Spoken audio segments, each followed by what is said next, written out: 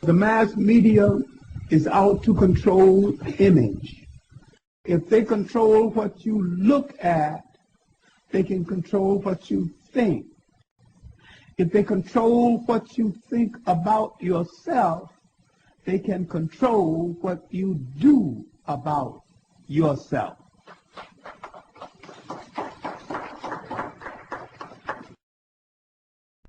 "5 years ago, the BlackChannel.net was established.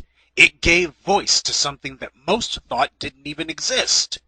Intelligent Black Society. And let's face it, what's passed for intelligent Black discussion up until now has been anything but.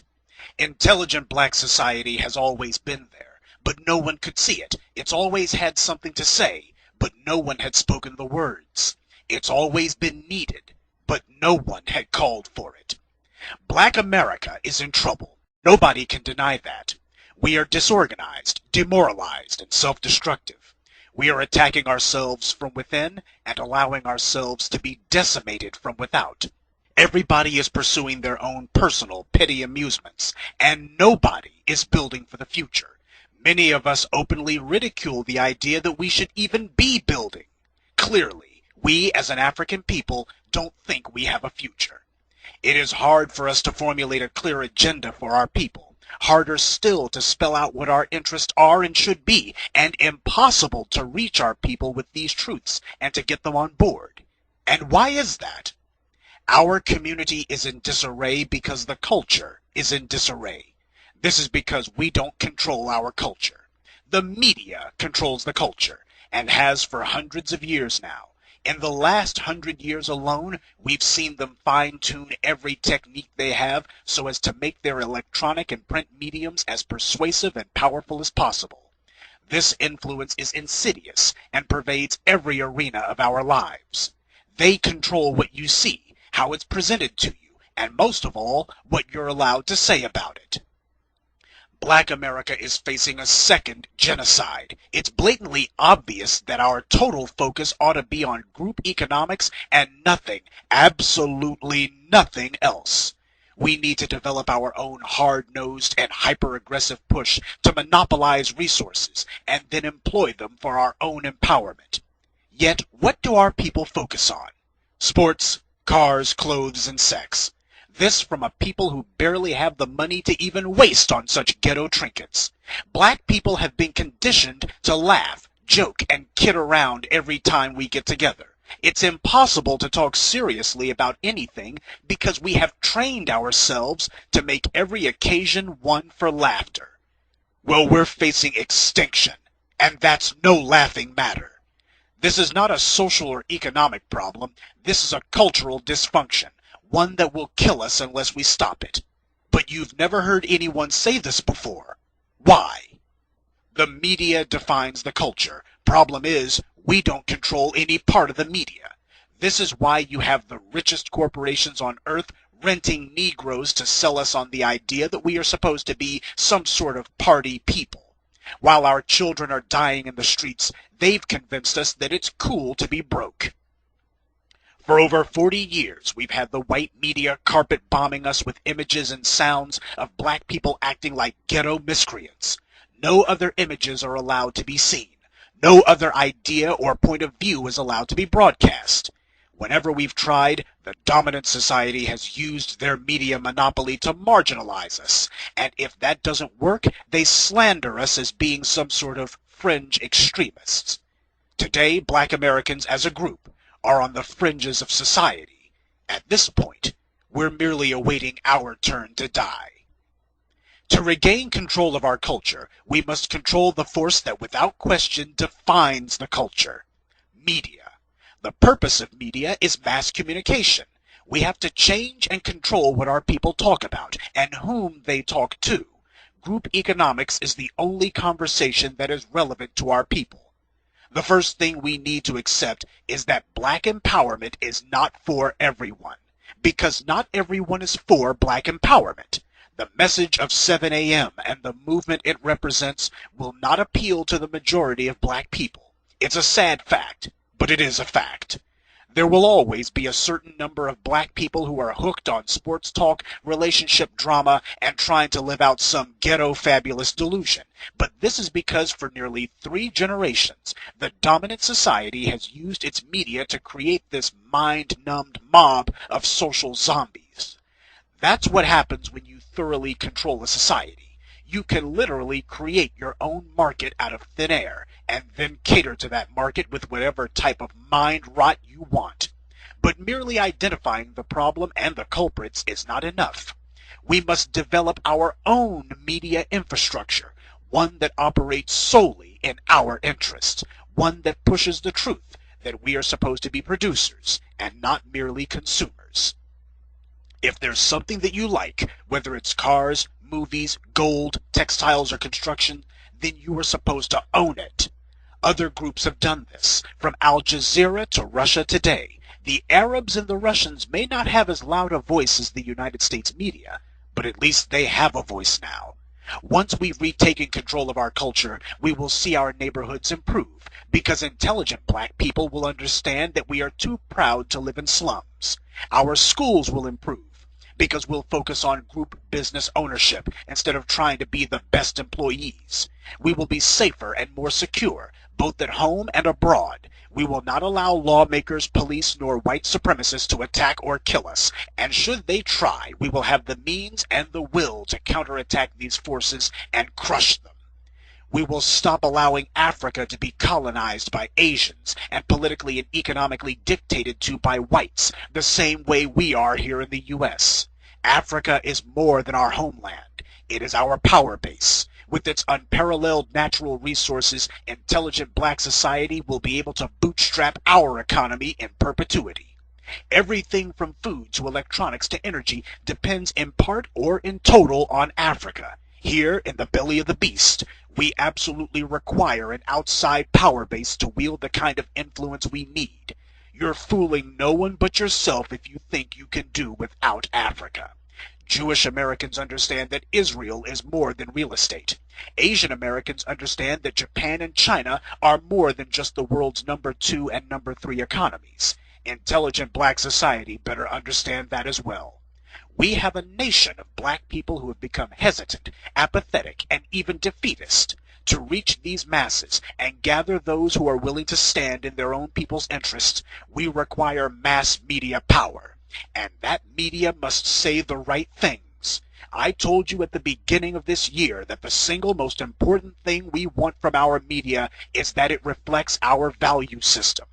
Because a value system is the foundation of all culture. So, what do you value?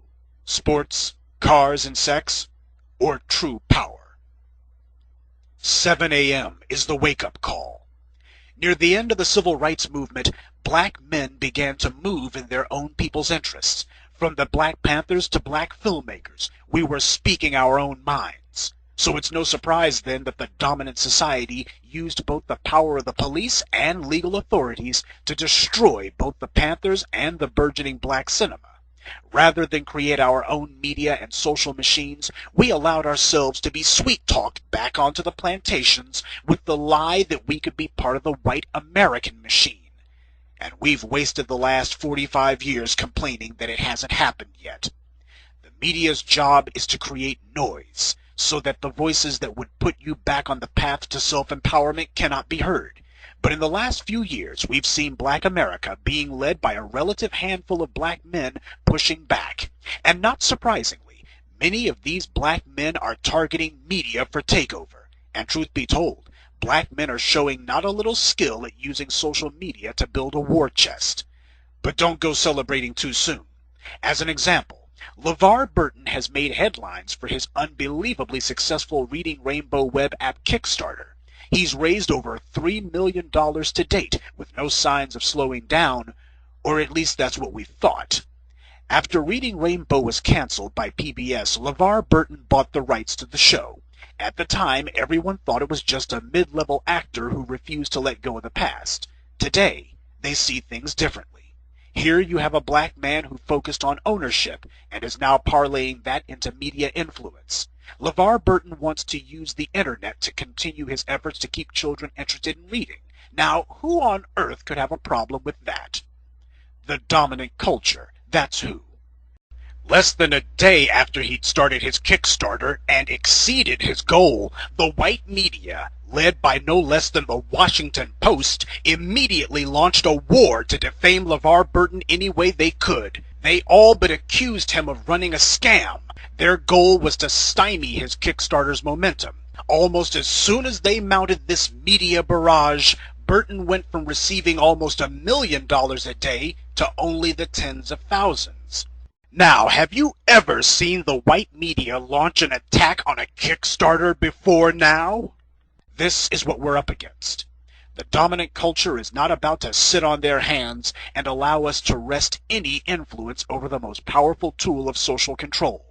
As intelligent black men begin to rise, the dominant society is using their media monopoly to attack us, hard. But they are doing more than that.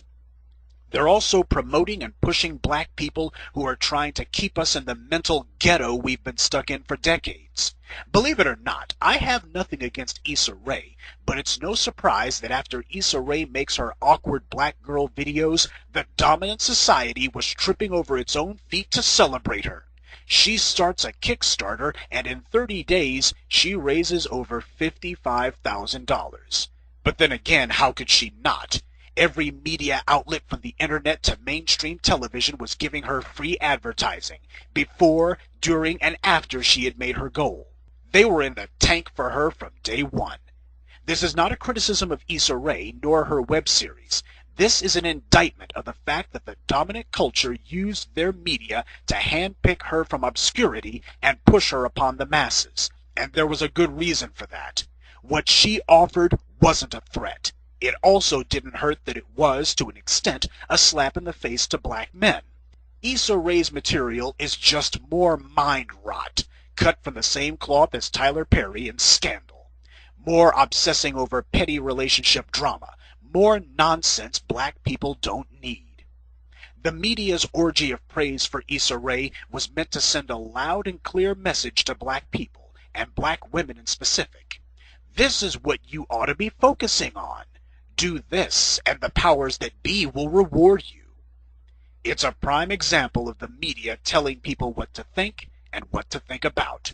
And it's also no surprise that Issa Rae found a ready patron in Shonda Rhimes. Seems the godmother of Negro bedwenches has discovered her protege, and together they will hope to dial us in for another 20 years of distractions, showing us powerful black women on TV while ignoring the fact that black women are on the verge of oblivion in the real world. Then again, when your only ambition in life is to be adored by white men, you could care less what happens to black women as a group. To them, they think they're raising black women's stock by having them fawning over white men. But in reality, they're reinforcing the dominant culture's position, that as women you are worthless, unless you can get a white man to take an interest in you. This raises white men's stock, not black women's. Sure, Issa Rae has Shonda Rhimes and the unlimited money and media control of the dominant society on her team, and together they raised a lot of money. But you know what? I like our squad a lot better. Intelligent black society has raised far more than the awkward black girl. And intelligent black society did it with absolutely no media support or involvement. They don't control, nor can they influence this movement. We owe nothing to anyone except the intelligent black elite who said enough. And whether you realize it or not, by supporting ventures like this one, you are exercising true power. When a handful of righteous people turn anger into action and outperform the dominant media's hand-picked darling, that means something. Those of you who chose to support black empowerment over pettiness, this is the confirmation that you chose the winning side. This is only a start, a first step of a very long journey. But it is a start. However, you will have to stay engaged, stay active, stay supportive. I have no doubt that we've attracted the attention of some of our enemies. Right now, they're ignoring us and hoping we'll go away. They're hoping that this all won't amount to much. Clearly, they have no idea what they're up against now. What Jason Black, Professor Truth, and the B1 Brigade represent is black power on the march. The same way a handful of white power brokers forced the entire nation to accept money as free speech, so a handful of black power seekers are acting from the shadows and becoming a force to be reckoned with. Don't worry about getting the masses to jump on board some bandwagon. That's not what we're trying to build here.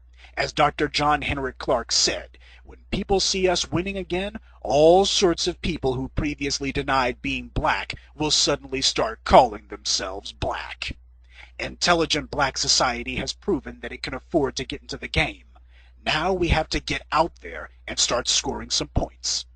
7 a.m. is a rallying cry of a people more powerful than their oppressors. 7 a.m. is a turning point, because for the first time since Marcus Garvey, black people are looking to no one but themselves for support, in an endeavor not geared toward coonery, but toward empowerment. We are not looking to have an even hand. We're looking to gain the upper hand, because in order for us to have a future that we can call our own, that future must be uncompromising. And we make no apologies for that.